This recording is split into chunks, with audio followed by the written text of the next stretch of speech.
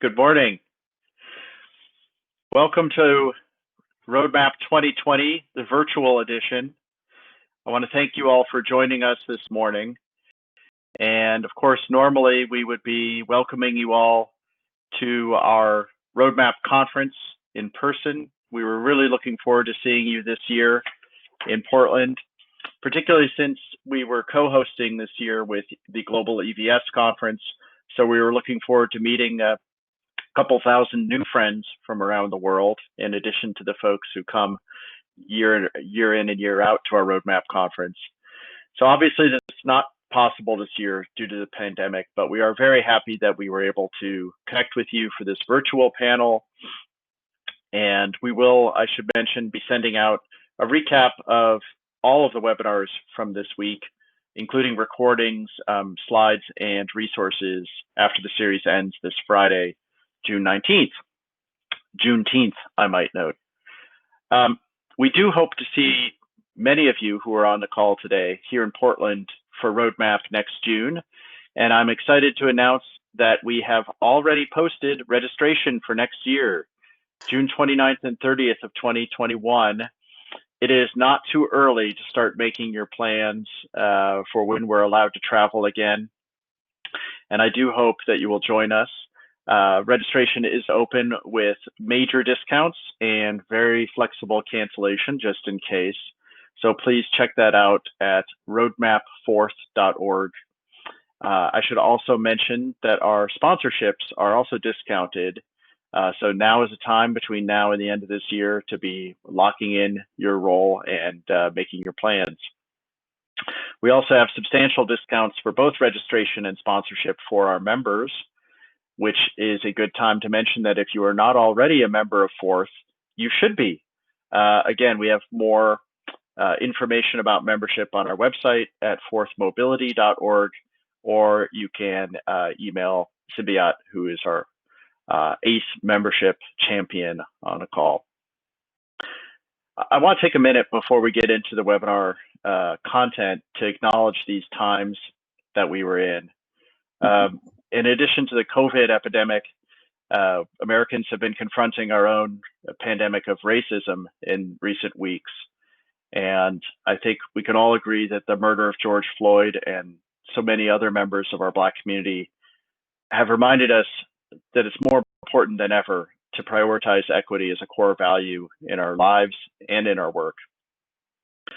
With that in mind, I'm very grateful that we had decided to start this week's webinar series with this discussion today, which is centered on equity and how to ensure that the benefits of clean transportation reach communities of color and traditionally underserved communities.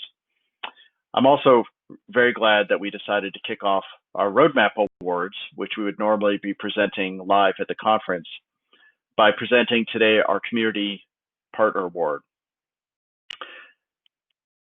I'll get to that in a minute. I just want to flag, we all have a tremendous amount of work to do, obviously, in our day jobs as well as in our other work. But I am increasingly hopeful, and I hope that you will be also, that we'll look back at this moment in history as a major inflection point.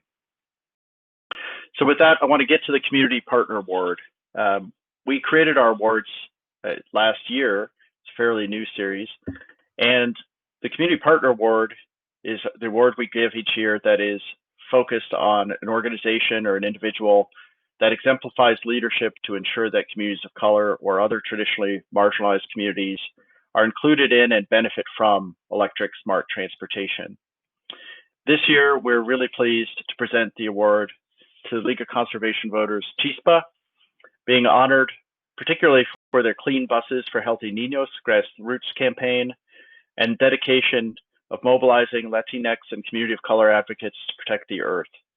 CHISPA has advocated for and passed significant bills translating into new clean school bus laws in Arizona, Colorado, Connecticut, Nevada, Maryland, and is now advocating at the federal level for clean school buses. We're very happy to have with us today Jonah Vicente. Sorry, I should have gotten that pronunciation down first. CHISPA's National Director. And Johanna, you want to say a few words?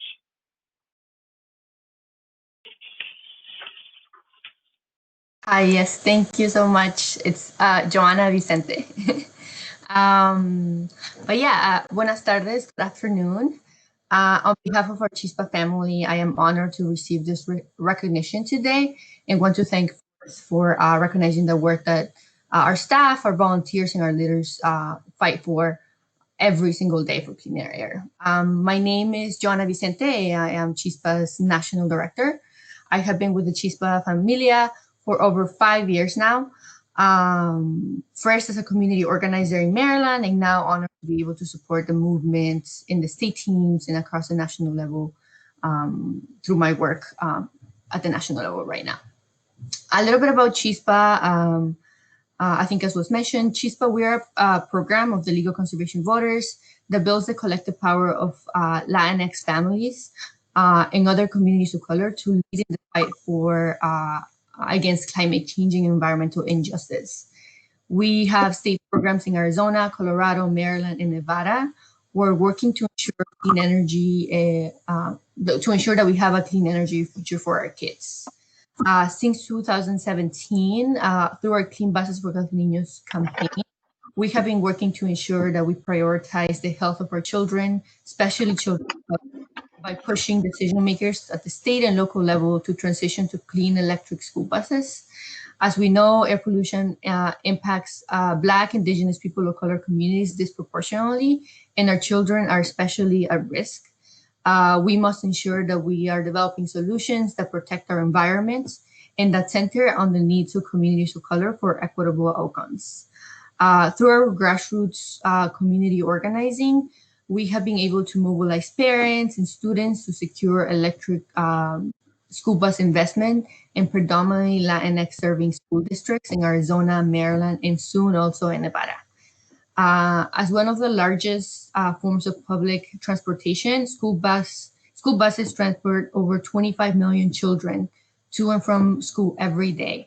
This makes children face exposure to toxins that can cause asthma, heart and lung disease, and cancer. Many of the communities that we work with have seen and felt these impacts firsthand, from young people who are experiencing asthma attacks in school buses to parents who have to think about the economic and emotional toll that respiratory conditions take on our families, to communities who have mixed status that do not have access to health insurance. The impacts of air pollution are very real in our communities. This is why we do what we do, to ensure that communities of color are driving solutions and leading in the fight for climate justice. We are so honored to receive this award, and it is a reminder to continue to fight for climate justice and to center our work on communities of color who are mostly impacted.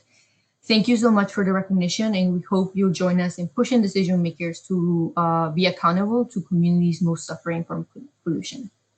Thank you. Mm. Thank you. I think we're very inspired by your work and by your leadership, and good luck. And we look forward to working with you in the years ahead. I want to take a moment, one last moment before we get into the content of today's webinar, to thank and introduce our sponsor for today. Puget Sound Electric is our Puget Sound Energy is our sponsor for today. And I believe we have Mackenzie Martin, Program Manager from Puget Sound Energy with us. Would you like to say a few words, Mackenzie? Yes, absolutely. So as Jeff mentioned, my name is Mackenzie Martin, and I'm a Community Projects Manager at PSE in our Clean Energy Solutions Department. First of all, a big thank you to Forth for keeping Roadmap going, even as we explore a new socially distanced format. I know that many are grappling with how the mobility landscape has changed in a COVID world, and more specifically, how it has impacted equity in transportation. Whether that be ensuring funding still exists to bring clean mobility solutions to underserved communities, managing changing sanitization and capacity needs and shared mobility models, and attempting to reduce the harm that systemic disparities coupled with COVID are having on already at-risk populations. There is much to adapt to meet the needs of our communities. PSE is a gas and electric utility in Washington state, serving over 1 million electric customers. As such, we are in the process of developing and deploying a suite of electric vehicle pilot programs to encourage market transformation in our service territory. A critical piece of that work is our set of projects designed to promote equitable access to electric mobility and the distribution of resulting environmental, social, and economic benefits. We've learned from our community how critical inclusivity is in sustainable and impactful program development. When we first conceptualized this set of projects, it was based on a limited assessment of the types of mobility gaps and opportunities in our service territory. And we recognized that we were likely solutioning for our community before hearing from them fully. In order to center our focus on community needs and knowledge, we co-hosted an electric mobility workshop with HopeLink that brought together mobility stakeholders from a variety of nonprofits, government agencies, community service organizations, and policy advocates. The workshop resulted in a sharing out of electric mobility use cases designed to address existing mobility gaps or opportunities in the attendees' communities. After that workshop, PSC also went on to conduct more targeted conversations with potential partners to better understand the current ecosystems in those mobility use cases and potential benefits or barriers to electrification. Throughout this process, members of our community challenged us to revisit many of our initial assumptions.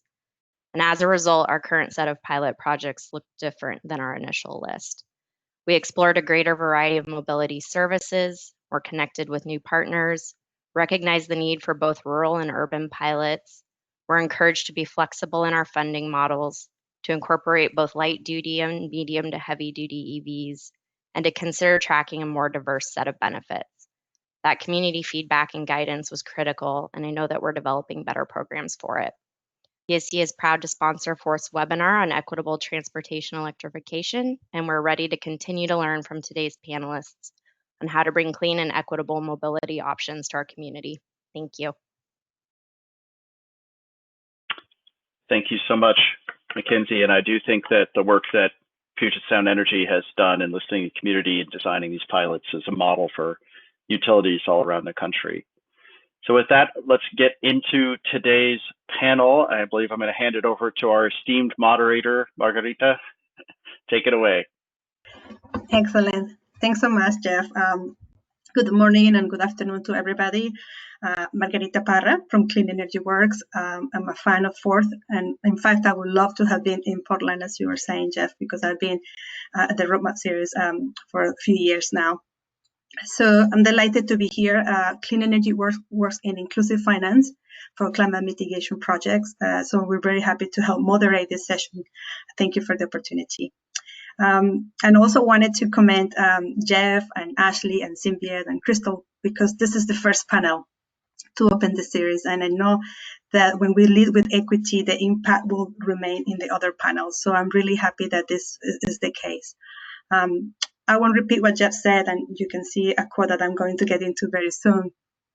And this is an unprecedented time, something that we're still grappling with, understanding the public health crisis caused by COVID, the economic crisis that is following because of the confinement and the measures that have been taken to contain this virus, and the accelerated pace of death that is coming with the virus in the US, but also in developing countries. My home country, Colombia, and others in the region like Brazil are impacted heavily. And this, plus the movement to defend Black lives, that is not new. We know that struggle has been there for centuries, but it's now in the streets. But it's not just here in the US, it's a global movement of solidarity. And those calls from the streets really make me think and stop and think, what can I do to stop? What can I do to help address those injustices? And so I also think it really is a call for us from wherever we are in transportation to think how we can address those injustices and help this crisis. And in times of this crisis, we look up to thought leaders. So I brought this quote from one of my thought leaders and inspirational models, Tamika Butler, who was a former executive director of the Los Angeles County Bicycle Coalition and is a thought leader on planning and transportation. And she's been writing more these days, and she wrote this recently for the Bicycling magazine. This quote to me speaks volumes, and you can exchange the word bicycling for transportation and it still stand. I'm going to read it for you. Bicycling cannot solve systemic racism in the US, but systemic racism cannot be fixed without tackling it within bicycling. We know the impacts of COVID-19 have been more fatal in marginalized communities, in African Americans and Latinos. We are 3 times more likely to die if we are infected with COVID. And this is due to many reasons, but I'm going to touch on 2 that really had to do with transportation. First, these communities, African Americans and Latin Americans, are exposed more to air pollution than any other population. Blacks and Latinos breathe more the diesel exhaust of trucks, buses, cars. The reaches of clean technology have not been there to those communities, have not reached, or the clean technologies have not been there yet. And air pollution not only makes you more vulnerable, because of course you already have some illnesses in your lungs, but also new studies have shown that the virus is spread faster when there is air pollution present. The second reason is because essential workers, those workers that are in supermarkets, in stores, in restaurants, delivering, all these people who really make life easier for those who are privileged enough to be working from home, those workers are mostly Latino and African Americans, and they are exposed more to the virus. And besides, they live in neighborhoods that are built in a way that they don't have the opportunities for social distancing, no footpath for active transportation, more confined housing. So there are systemic problems that need to be resolved that have to do with transportation. And I know those are historic gaps. I know these are systemic problems, but I think we all are part of the system.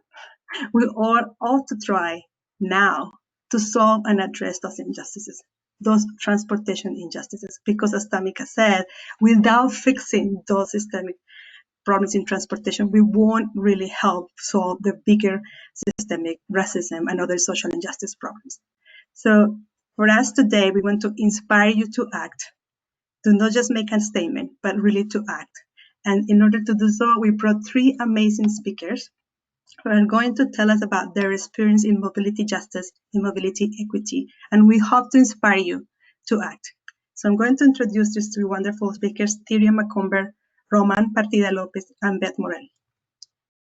So Terea Macomber, she's the group's first electric vehicle project director as part of the new clean mobility team. She has an MBA from Mills College and is an alum of the Coro Northern California Fellowship in Public Affairs. She's committed to creating sustainable energy futures that challenge the current norms of our built environment. Turia has a passion for history and data, and she uses them to embed her work in equity and justice. Welcome, Turia. Then we will hear from Román Partida-Lopez. Román is the Environmental Equity Legal Counsel at Greenlining Institute, where he works to ensure that lower-income communities of color have a seat at the table in order to drive climate investments to help improve air quality and economic opportunities within their communities. He believes that communities and their members must be prioritized, engaged, and heard. Román grew up near San Diego in National City, 2 blocks away from the freeway and across the street from a car body shop that regularly violated codes by sanding, chroming, and painting vehicles out in the open. His exposure to toxic chemicals and pollution inspired him to work on addressing the environmental concerns in his community. Welcome, Román. And last, we have an international guest. We're very happy to be joined by Beth Morley. She's the Mobility Project Manager at Senex. Beth has over 10 years of experience working in community engagement and environmental behavior. She's an experienced in project management and a skill in building partnerships and both customer and stakeholder relationships. Beth has delivered programs at the local level and worked with cities at the European level. Beth is an ardent advocate of how big ideas are communicated to enable people to make real life changes and live more sustainably. As you can see, we have an amazing set of panelists and I hope they will inspire. Welcome, Beth. So the way this is going to work is that they're going to speak for 10 minutes. I'm going to keep track of time with help with Symbiot. And you guys can type your questions in the box. And we're going to collect all these questions. And at the end, we're going to have about 20 minutes or more Q&A. Also, if you want to amplify the message, if you really want to make sure people hear that we're leading with equity in transportation, you can feel free to go to social media and tag #RoadMap4 to start this webinar series. So with that, Terea, please go ahead. Thanks, Margarita. Like Margarita introduced me, I'm Turia Matchura. I'm the Electric Vehicle Project Director at Grid Alternatives, and my pronouns are she, her, hers. At Grid, we want to make sure that transportation is first clean, it's sourced and fueled without emitting additional greenhouse gases. Secondly, we want to make sure it's inclusive of the many forms of mobility that are needed by different individuals and different communities.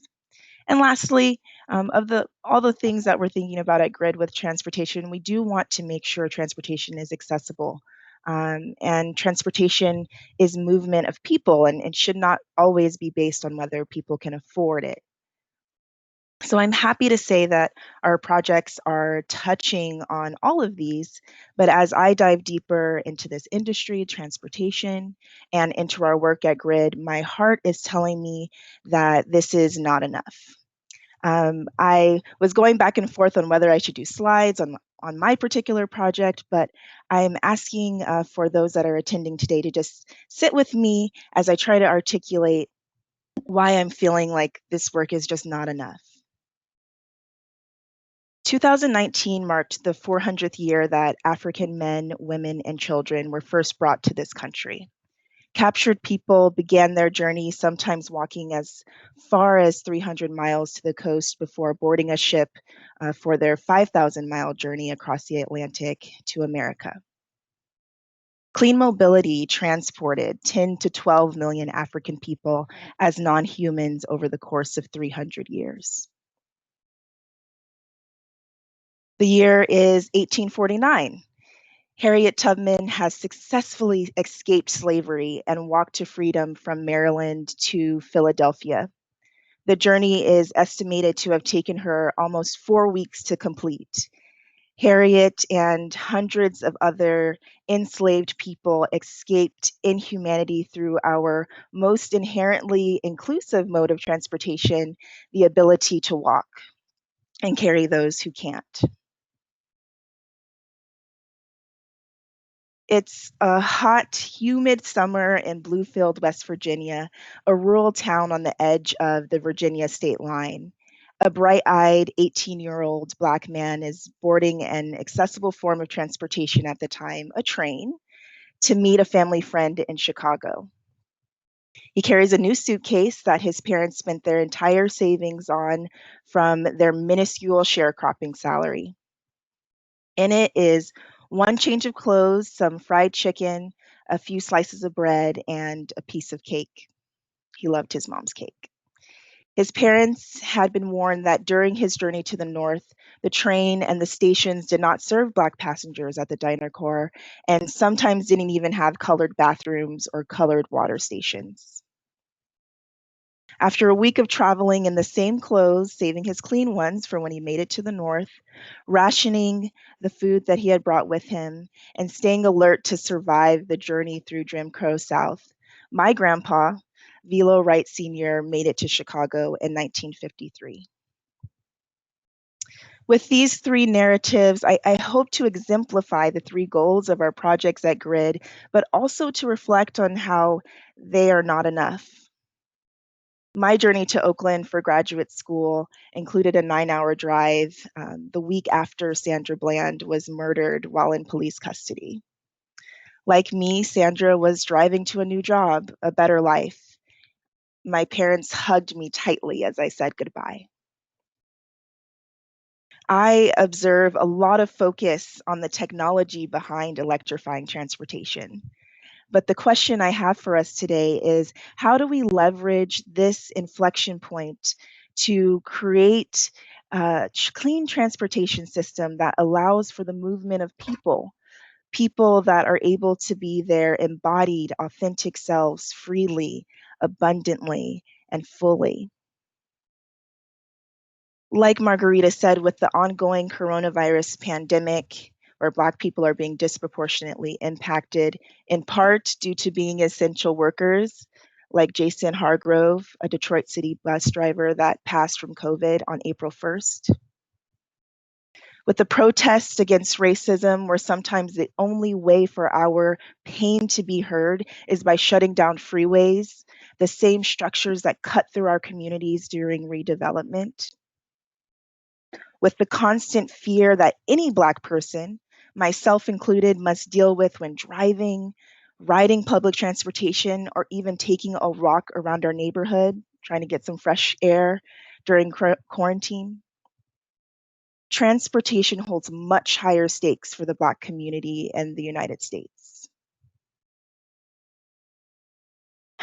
As I sit here today, knowing that my ancestors used but were also victims of clean, inclusive, accessible transportation, my question for myself is, how do I leverage their resilience to build a liberated transportation system, a system built through recognizing the blood-stained floorboards of ships, the footprints in the soil, the colored-only signs on buses and trains, and the thousands of miles driven for a better life.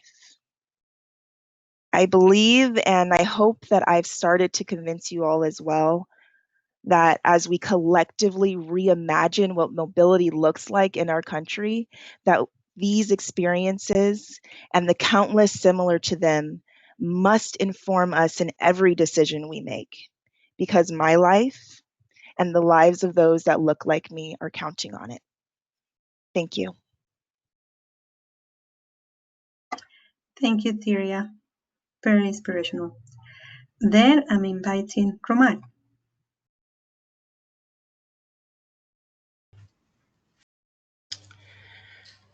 Buenos dias. Good morning, everyone. Thank you, Turia, for that amazing storytelling and level setting for the discussion we're having here today. I will definitely sit on what you've just mentioned as I walk through my presentation and share my perspective and that of Greenlining in the work that we do around transportation electrification. As Terea mentioned, as Margarita mentioned, my name is Román Partida-Lopez. I'm Environmental Equity Legal Counsel at the Greenlining Institute.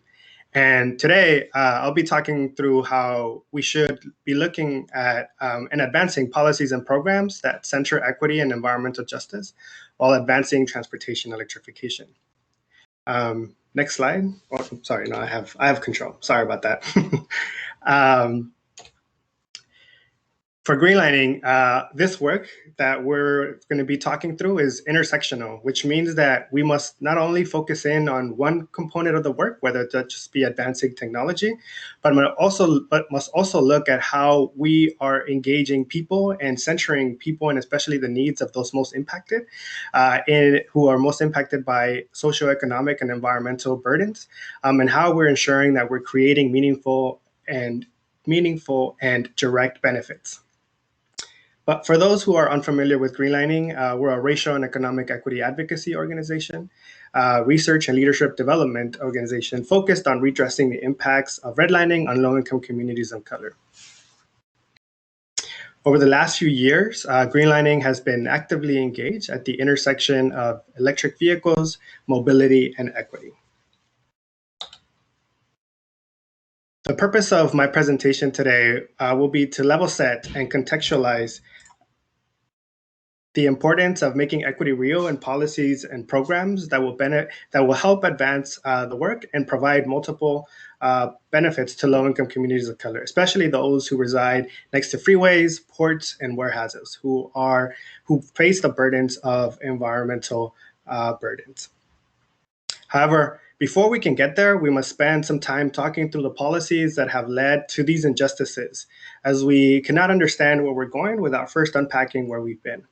Additionally, we'll spend a couple minutes talking through the current situation we're in and how this pandemic has exacerbated the impact on low-income communities of color, and why this work is so important right now and as we move forward.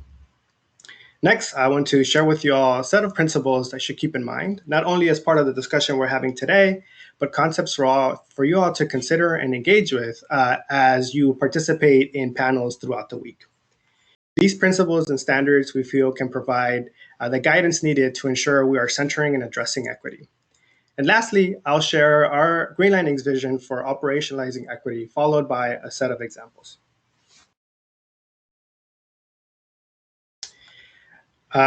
So most of you are probably familiar with this map, and if not, this is a redlining map. In the midst of the Great Depression, the government partnered with realtors to create security maps across major metro areas to identify which neighborhoods to invest in, because they weren't investing in any old neighborhoods.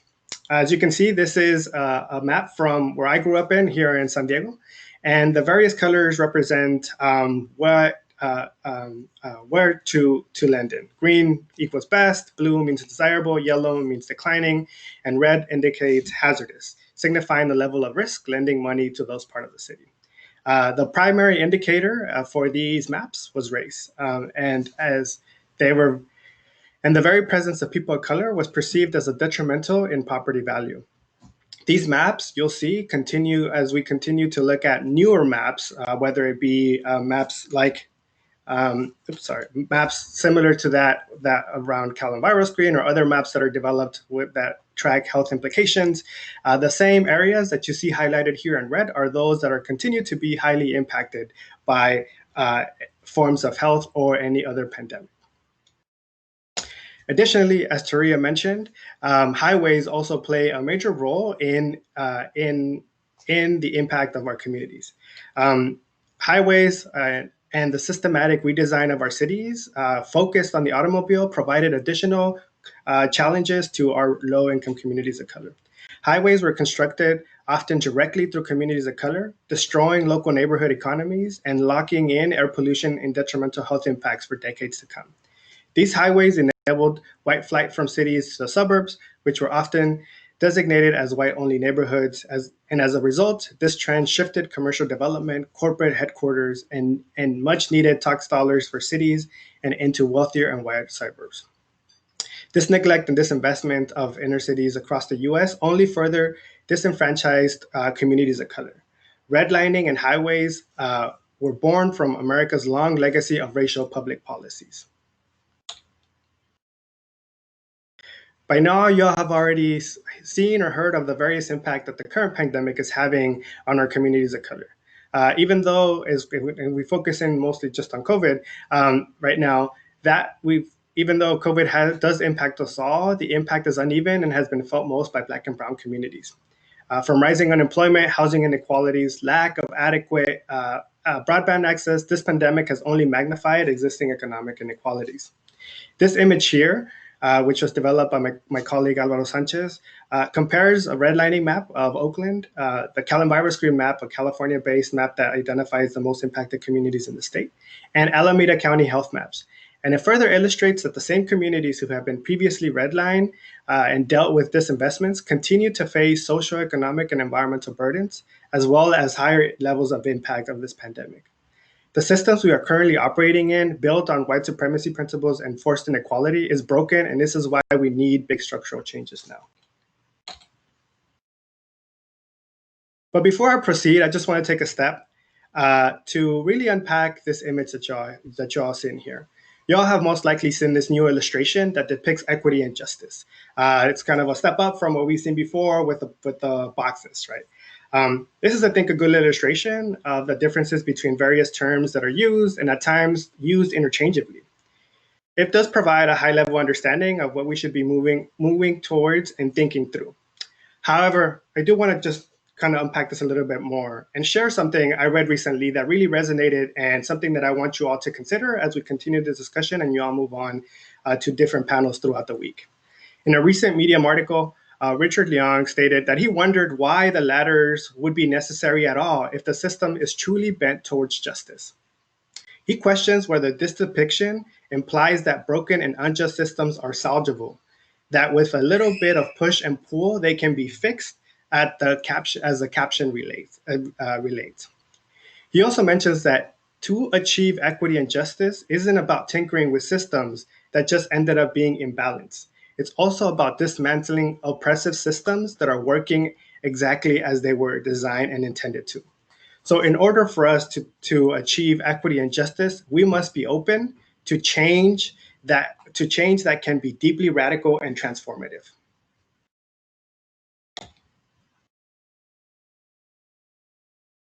With all that in mind, we offer the following guiding principles and standards for us to think through as we develop equitable transportation electrification frameworks. These principles and standards we feel provide an opportunity to embrace systemic transformation and meaningfully address the needs and concerns of priority communities as we continue the work towards equity and justice, as well as we begin to recover from the various pandemics that we are currently simultaneously working through. Any recovery effort must deliver targeted race-conscious investments. Investments must be targeted to priority communities and significantly address the needs of those who are most impacted by pollution.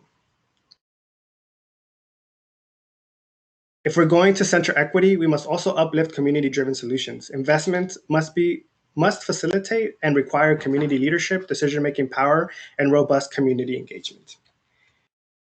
Because I've been given a notice of 2 minutes, I'm going to move on from this slide. But as you can see, there are multiple principles and standards that we should continue to focus in on and really center as we continue the discussion.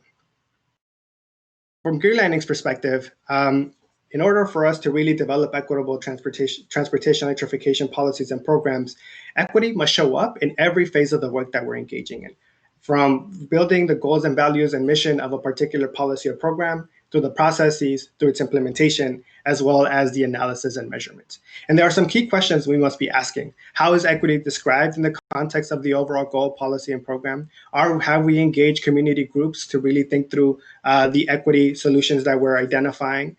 Does the policy and program fund appropriate? Does the policy or program or funding approach process deliver outcomes with equity? And so, with all that in mind,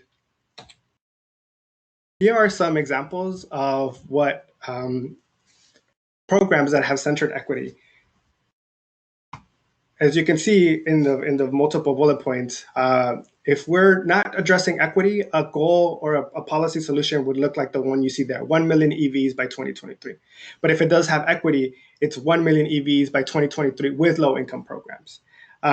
Without equity, you build a mass electric vehicle awareness campaign, but one that does have equity is one that's that builds a awareness campaign that's culturally relevant.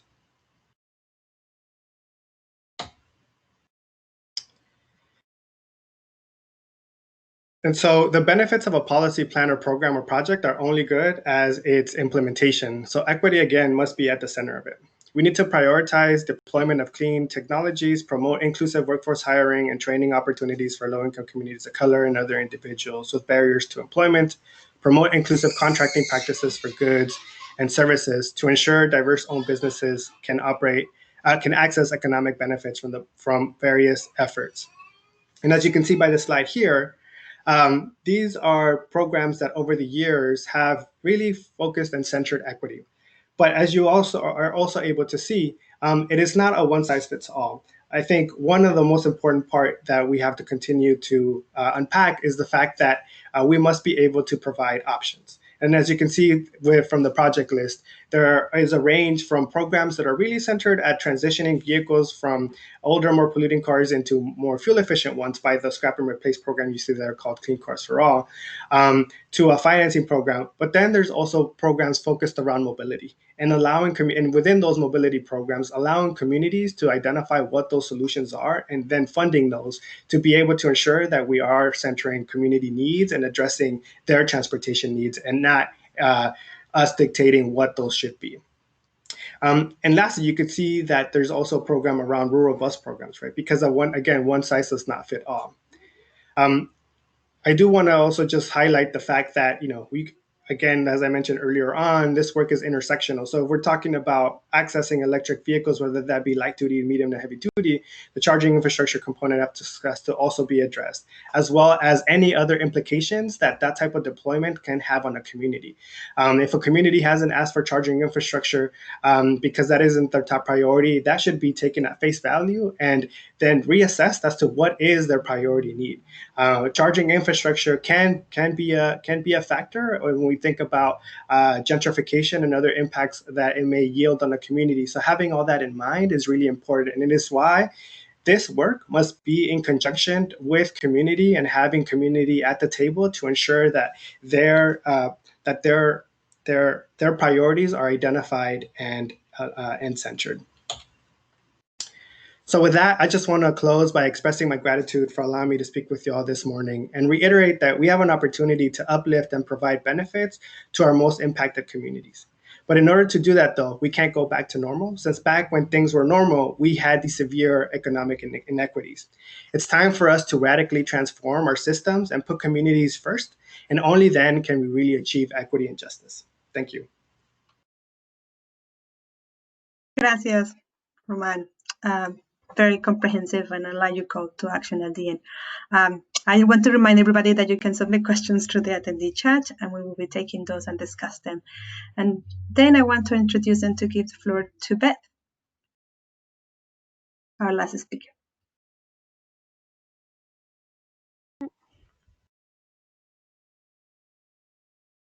Hello, and thank you again for having me. It's really exciting to hear those two previous speakers. Really thought-provoking and beautiful presentation, and also really useful to me as someone from Europe who's only just learnt about redlining to understand a bit more about some of the structural inequalities in the US. Just to give a little bit of background to who Senex are, who I work for, and what we do. Senex are a not-for-profit consultancy with the mission to lower our emissions through innovation and transport energy infrastructure. We work across sectors, providing independent expertise on low-carbon transport and the infrastructure required for low-carbon transport. As an independent and not-for-profit, our core motivation is that we do protect the environment, we promote inclusive and sustainable mobility that will result in jobs, skills, and economic growth. Senex's history has been based in, and much of its current work is based in innovation in technology. However, there's an increasing acceptance within the transport sector that we need to reach for targets that in order to reach the targets to reduce our emissions, and to do this in a way that will be equitable and fair for all, that straight swap from internal combustion engine to electric vehicles will not be enough, and we need to think slightly differently. This is where we come into working in shared mobility. So Senex has been doing various amounts of work in shared mobility with shared cars, shared bikes, and shared and e-scooters. Shared mobility offers a form of not only offers a resource efficient and environmentally sustainable method of transport, but also provides a way that we can shift that way of that thinking from asset-led to service-driven, and then shift the focus away from the mode of transport and onto the person taking the journey, which creates a starting point for making equitable and equal and just transport. So I'm going to just take you through a couple of, I'm going to go through electric car sharing, looking at low-income neighborhoods, and focus on some of the challenges and possible solutions that we've come across. I will build on knowledge that we've got from a couple of projects. Inclusive EV was a pan-European project working in Solihull in the UK, Modena in Italy, and Valencia in Spain. The aim of the project was to prove the case for electric car club sharing in low-income neighborhoods for the car club provider, the local authority, and the community. Unfortunately, we encountered many barriers and found it difficult even to get to the point of testing the case for car club sharing in local communities. And many of those barriers, I think, were very much reflected in what the previous speakers were talking about in terms of establishing that that link with the community and that co-creative process in developing a service. The second project I will draw some experience from is some work we did with Nottingham in the centre of the UK. It was a project where we worked collaboratively with Nottingham City Council, the Enterprise Car Club, and the local community. And it enabled us to test some of the solutions that we found through working Inclusive EV and put them into practice. So just as a little bit of detail on car clubs, or car sharing, we all feel fairly confident now that car sharing offers a way that will be to put in place sustainable transport. In the UK, the latest figures show that about for every car club in situation, we reduce the number of private cars by about 6.1. And 25% of members report there's a reduction in private car use. And a successful car club in the city is a key element in providing a system of sustainable shared mobility and equal and equitable mobility. There will always be some journeys that we need to use a car for, and the car clubs will fill that need. The challenge is, how do we expand car clubs to provide inclusive service in all neighbourhoods to all citizens?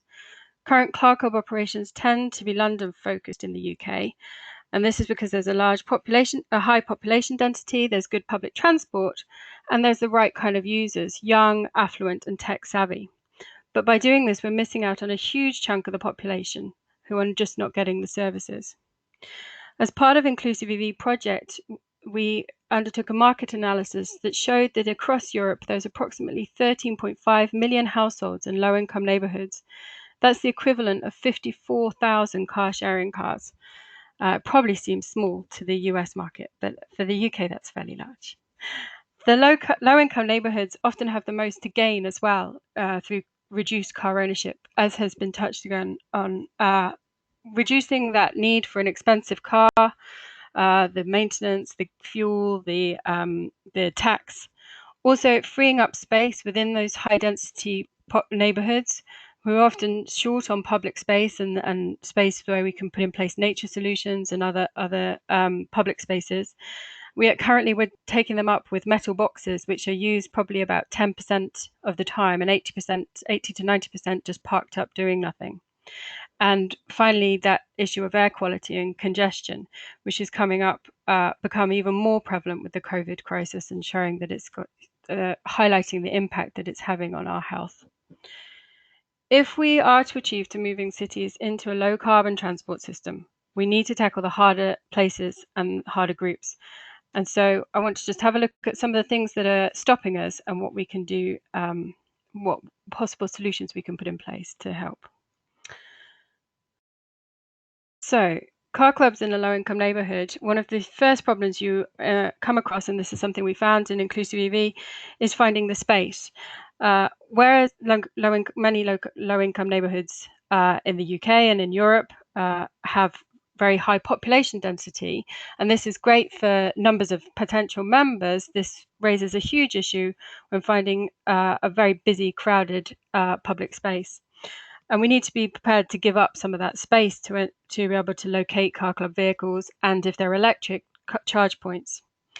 Back to base car clubs have been shown. Back to base is where a car is rented and returned from the same place, and evidence shows that this is the most effective way of promoting modal shift from private cars to car clubs, and is least likely to take people out of other sustainable modes of transport, such as walking and public transport.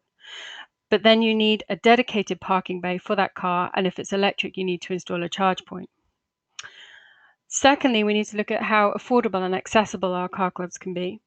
Whilst research shows that in the UK, anybody driving less than about 7,000 miles a year could save up to £3,500 through petrol, insurance, tax, and maintenance, people are not switching and not making that choice, and we need a better understanding of why.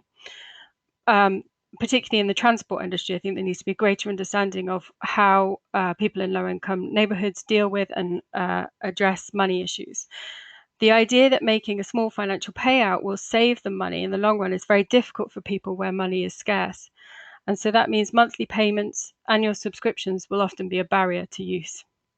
And we need to think about how we can put in place accessible car clubs with payment methods that people can cope with, whether they are, and things like monthly payments will be a barrier, and also online booking systems may be difficult for people to use.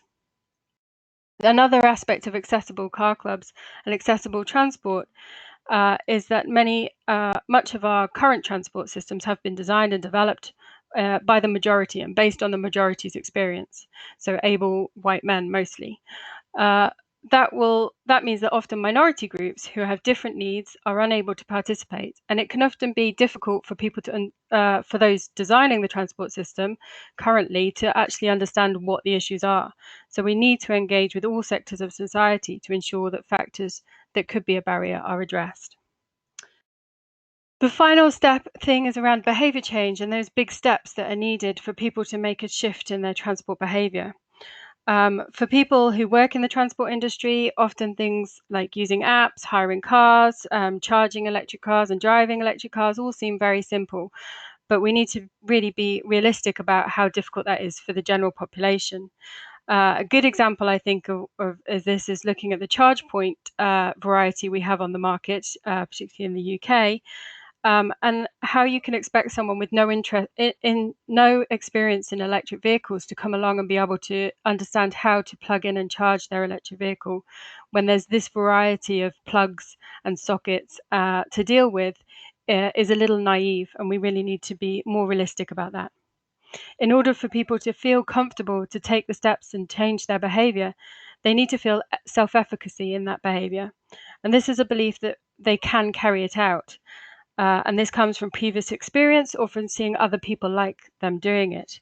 If we don't acknowledge this and put in place the resources to help build self-efficacy within communities, then uptake will be poor and attitudes will be negative. Even with the best location and the best back office system set up, people will struggle to take up car clubs. And I'm running out of time. So last point I'll address is municipalities have an interest in driving forward sustainable mobility, but often are not the people putting in place the service and not the people running the service. So how do municipalities come into play when introducing car club behavior? And this is all linked to that need to focus our transport planning around the need of individuals and the mobility of an individual rather than on the mode. So how can we put in place, how can the public sector support this? This is by creating a vision for local communities of what sustainable, shared and equal and equitable transport will look like. And I'm going to cut it there because I've run over quite a lot. So, okay. Thank you, Beth. Thank you very much. It was great to add another layer of what's happening in Europe and to really see that these problems that we're facing here in the US are faced somewhere else as well, and that you have found some solutions around them. So thank you. I'm going to put my camera back on too.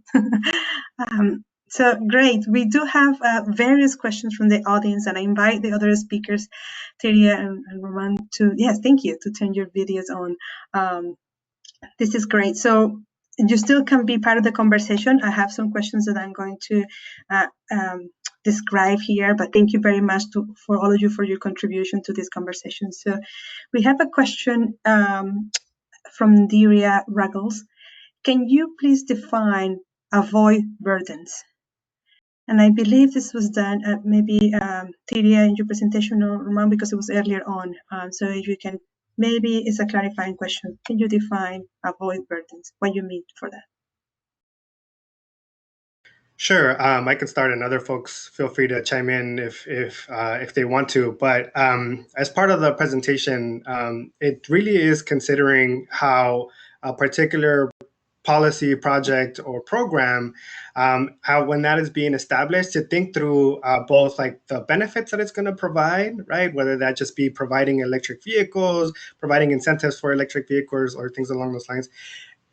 And also think through what that particular burden may be, right? When we think about EVs, right, like just using that, continuing on that example, right, a potential burden may be that now we're incentivizing folks to drive more rather than actually utilize public transportation or active transportation. There was some questions around my comment around charging infrastructure and gentrification, right? That could be an undue burden, right? That we have to consider as part of the work that's happening. Now, if a community has already is experiencing gentrification, charging infrastructure may only exacerbate what's happening in that particular community. And that is an undue burden that we have to consider as a potential implication of the work that's happening. I saw in the comments that I think it was Jeff or someone referenced engaging community.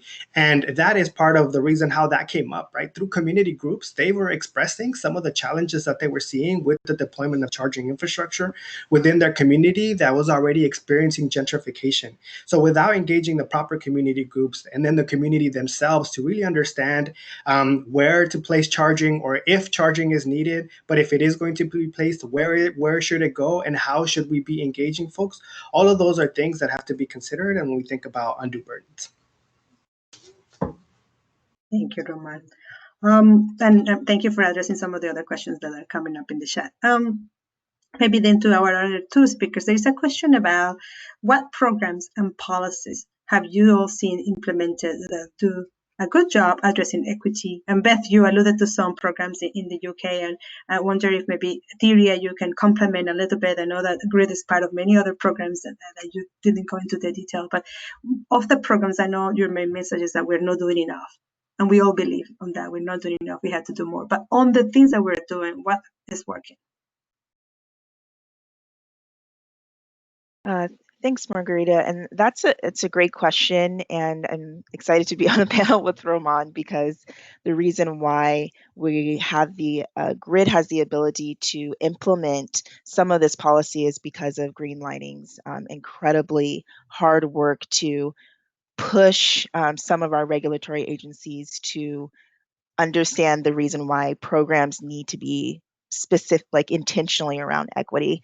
The projects that we work on are all guided by SB 350, which really looked at what are the barriers to our most vulnerable communities, our communities that have been historically redlined, our communities that maybe redlining isn't the reason, but just because they live in, for example, the Central Valley of California, their air quality is much worse. And thinking about what are these barriers and then how do we address these barriers? So there's so many programs. Román mentioned one, which is Clean Cars for All. Clean Cars for All is a scrap and replace program. And for me, I love this program because it really speaks to my example around the burden of driving while Black. And one of this program can save lives in a way because it's taking cars that may not, can no longer meet smog and maybe are really old, but people are still driving them around because it's a vehicle to get them to and from where they need to be. And the number one reason that's people do not re-register their vehicles is because their car doesn't meet smog.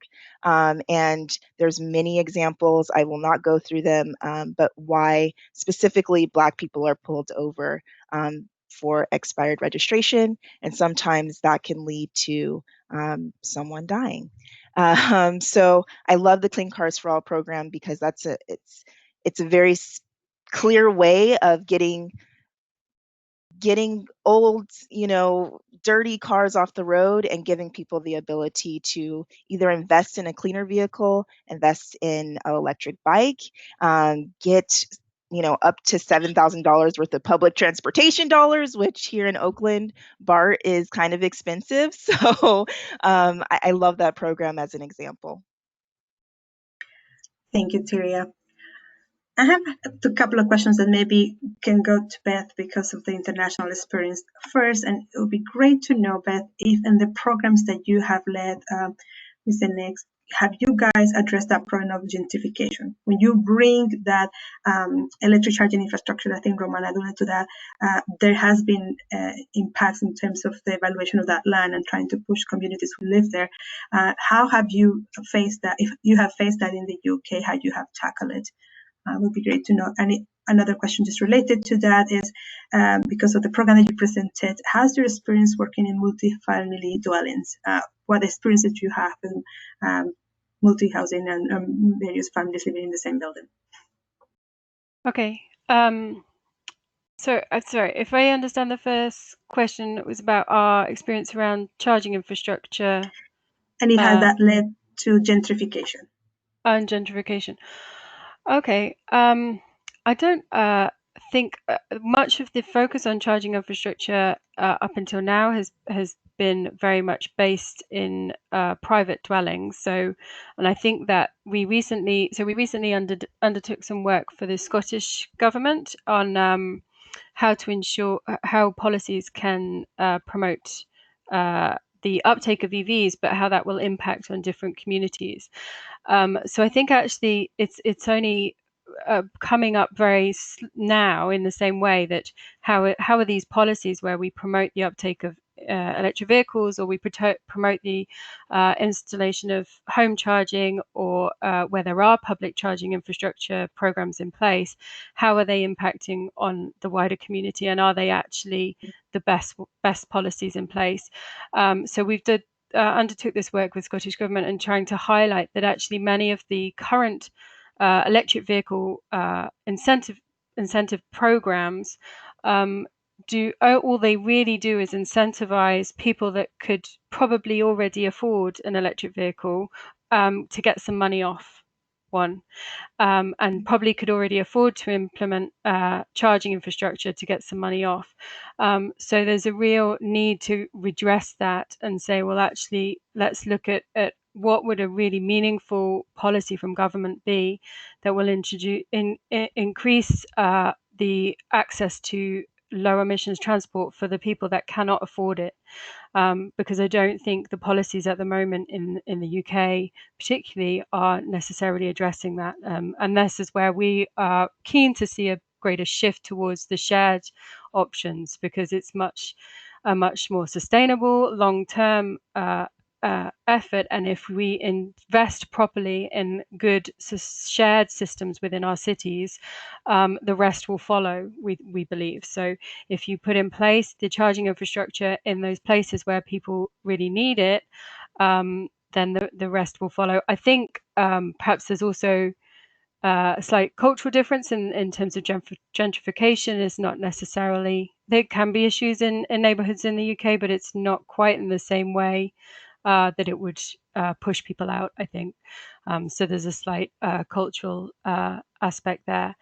And the other question was about multi-family dwellings. So is that and the challenges that result from putting the infrastructure and the car sharing programs in those neighborhoods? In sort of blocks of flats and a tall apartment block type thing. Yeah. So in Solihull, where we put the car club in, I didn't have a chance to go into too much detail, but it took us a very long time to get even the locations agreed, because really the structure of those areas was not set up to allow for safe and high visible car club locations in the right places where people would need to use them. So we then found that once we'd managed to get some car clubs in place, within 4 weeks, we had 3 vehicles vandalized and taken off the road. So that locating of where you put some shared mobility resources is really crucial. And I think the other aspect of that was finding the right location, but finding the right location by talking to the people that live there. Is the important thing. And one of the barriers that we came across often, and we come across in other projects, is perhaps the private sector provider who is involved with the car club is often quite resistant to talking to the community too soon and early on, whereas I'm always trying to push them to go out. You need to talk to the community when you have the idea. Things like shared mobility and car clubs should not be something that is done to an area. It's something that they are part of and that they have a stake in and are empowered to be part of. So I think that's a key challenge and a key factor when dealing with sort of large tower blocks and those sorts of situations. Thank you. And this is great. I think this is part of what Román was saying, bring the people who will benefit from these projects to the table from the beginning, from the idea. This is part of the mobility equity principles. Román, there is a question about whether or not you could bring up the mobility principles. I don't know if we can do that in the slides. Sylvia will be maybe our master, but they just wanted to know which one you really feel is the most important one and why. Thank you, Sylvia. She's awesome. Yeah, thank you, Sylvia. I appreciate that. Yeah, thank you for that question. And I think you can go back. Oh, I think I have access. There we go. Here we go.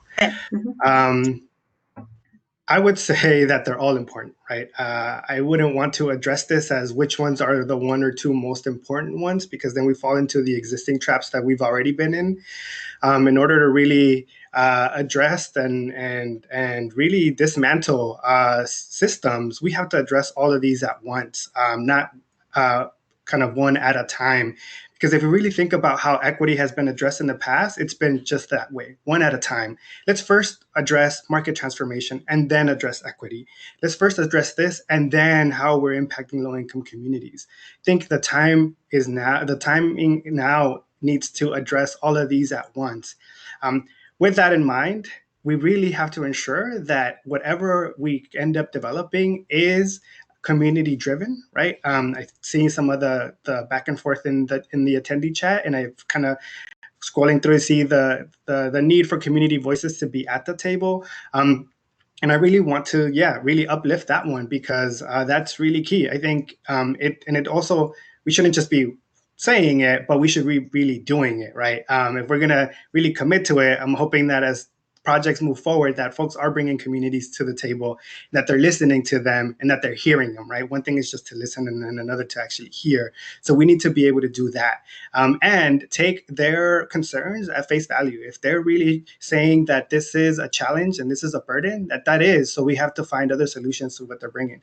And the other one is, really delivering targeted race-conscious investments, right? That are really targeting the most impacted, first and foremost.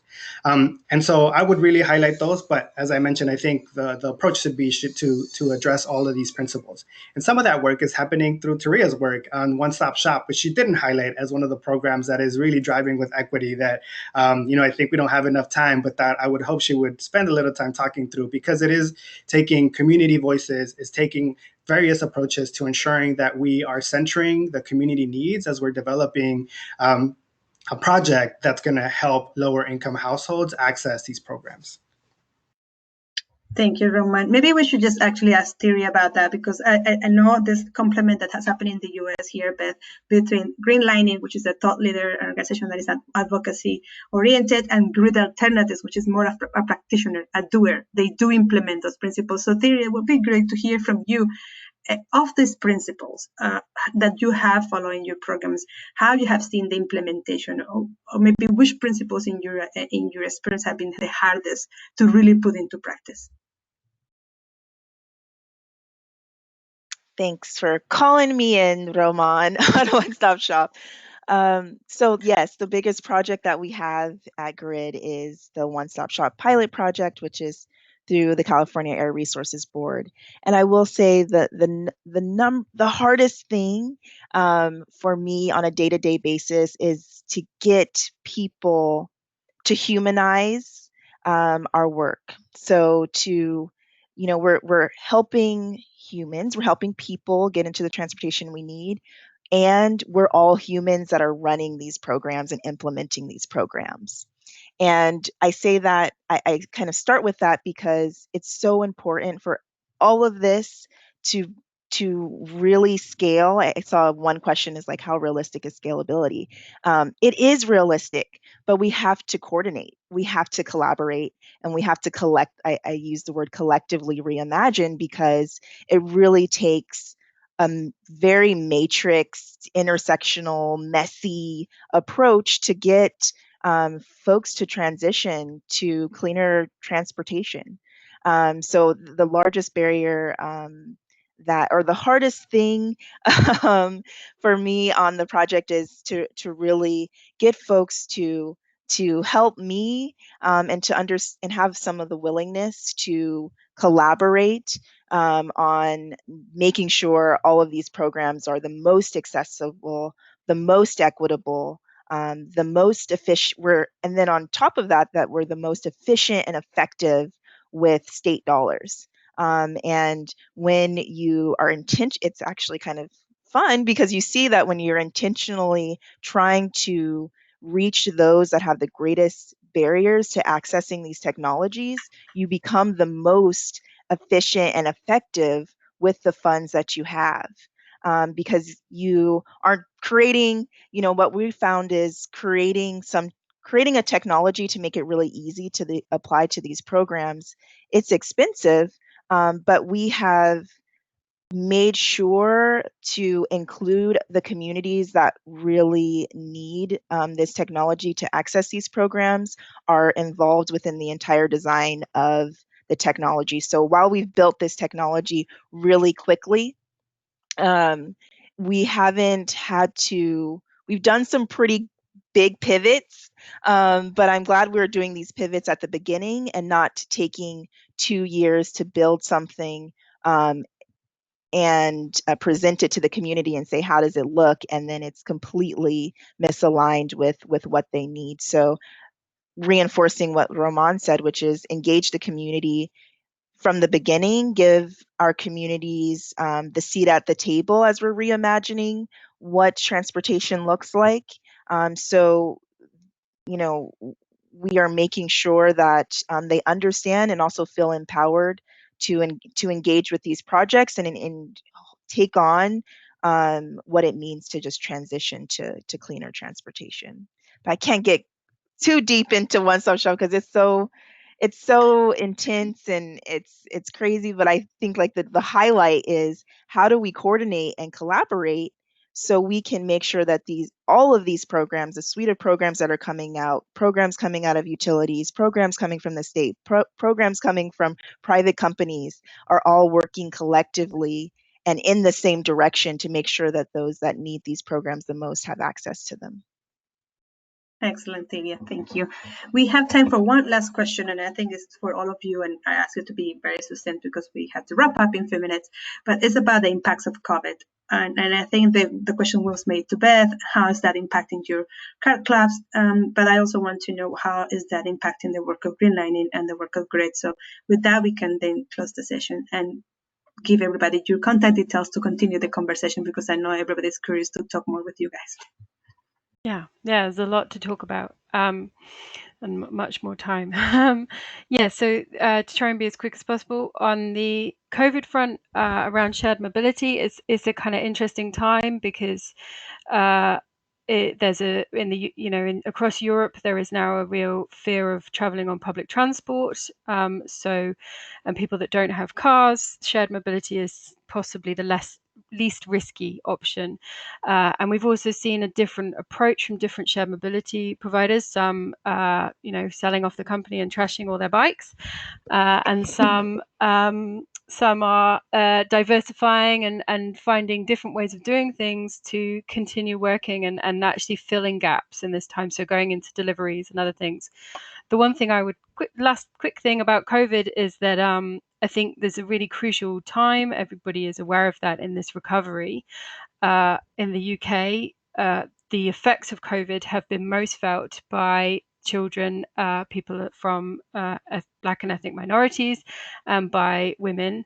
And yet, at the moment, the recovery plans are very much focused on traditional male white jobs and economics. So there's a real question there: is what are we doing, and are we actually going to learn anything from this? So that would be my. Thank you, Beth. Okay. Terea, and then lastly, Román.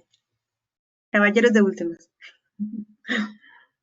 So COVID, it's hit so many nonprofits in devastating ways, but also we're seeing incredible support and some funding that is supporting the continuation of important work.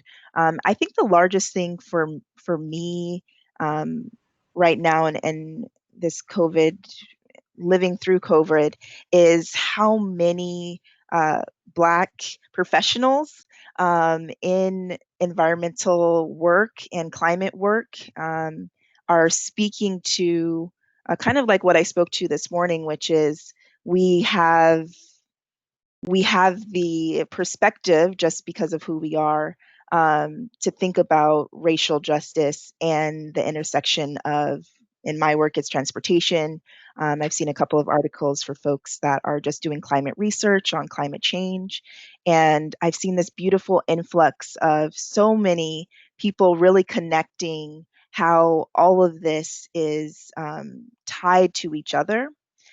So I've been really excited for one, the shift to what does a workday look like? Does it need to be 9 to 5? And secondly, how do we reach our communities that we would normally like ask to come to a community event or asked to come to a focus group? How do we reach those communities? How do we take into account that not everyone can use Zoom? Not everyone knows what Google Drive even is, and can use it on a daily in an effective way. So how do we innovate our community engagement approaches to be more accessible, to move beyond the models that we have already proven to be really useful and really effective? How do we re-innovate how to engage with our communities? Thank you. Román. Yeah, I'll keep it brief, but for Greenlining, our focus has really shifted to really ensuring that the guiding principles and standards that I outlined are present in any of the policies, recovery plans, or programs that come out of what we're currently living through right now. And that is, for us, the way that we're going to really see programs and recovery plans really centering equity.